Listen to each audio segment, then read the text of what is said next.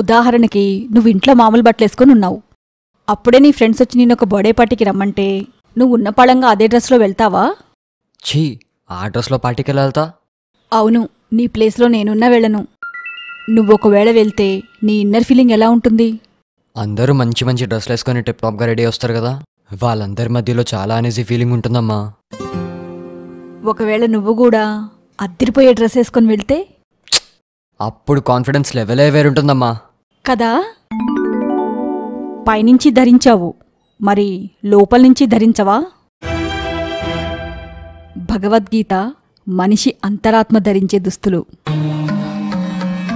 మనిషి పైనుంచి వేసుకునే మంచి దుస్తులతో 10 మందిలో తిరిగే కాన్ఫిడెన్స్ ఎలా అయితే వస్తుందో, అలాగే భగవద్గీత చదివి అది పాటించినప్పుడు మనిషిలో కూడా గొప్ప కాన్ఫిడెన్స్ వస్తుంది.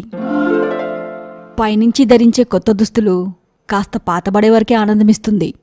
అదే భగవద్గీత చదివితే అది నీ అంతరాత్మకి పరమ ఆనందాన్నిస్తుంది. అది కూడా ఎల్లప్పుడూ.